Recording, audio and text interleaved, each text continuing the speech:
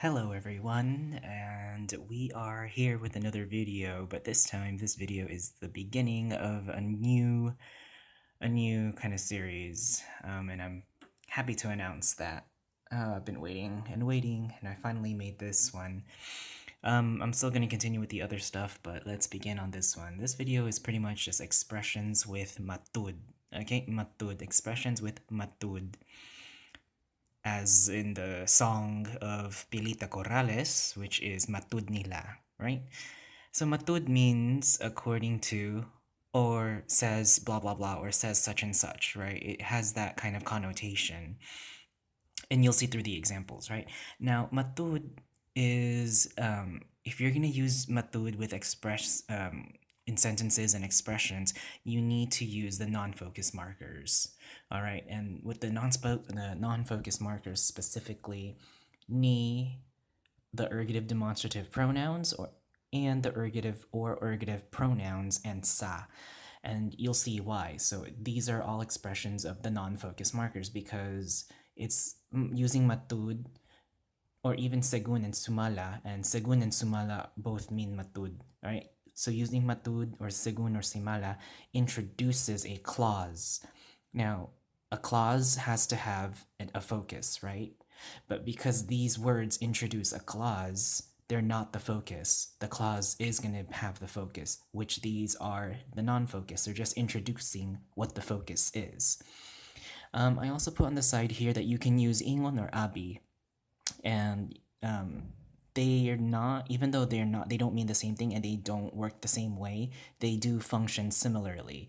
Ingon in this case can mean like told or says blah blah blah, and abi can mean something along the lines of you thought, they thought, we believed that blah blah blah, right? So it has that kind of connotation to it.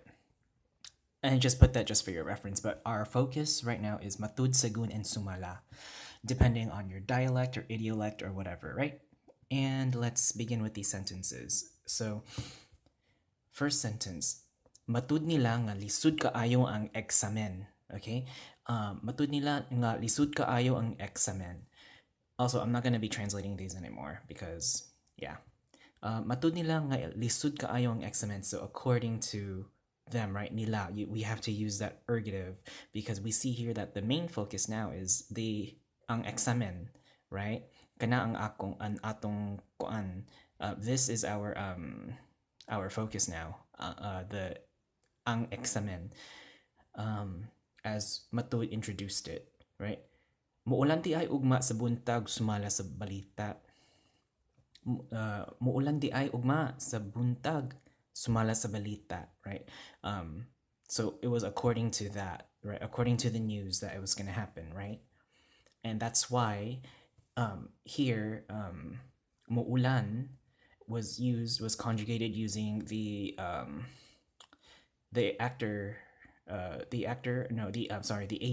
agent, right? You can see with that conjugation. Where is the next one here?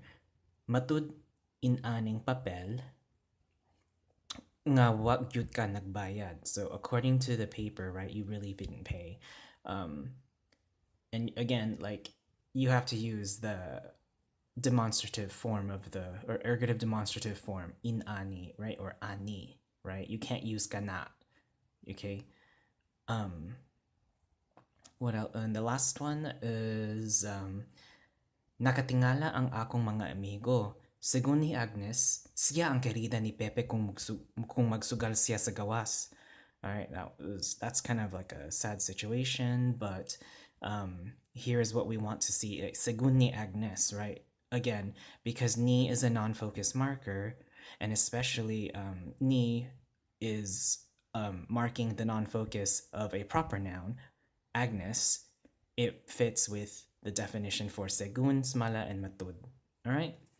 So using matud, it can help you again with expressing yourself in speaking Cebuano. It can help you sound as a native speaker, and it can just help you with just gossiping, I guess, because Filipinos love to gossip and they love to talk about a lot of stuff as if they have no business. But again, matud, segun, or sumala, most likely you're gonna be using matud, right? It just means according to, or blah blah blah says blah blah blah, or yeah, I heard that this was blah blah blah, and that's why you can use ingon or abi, right, as well.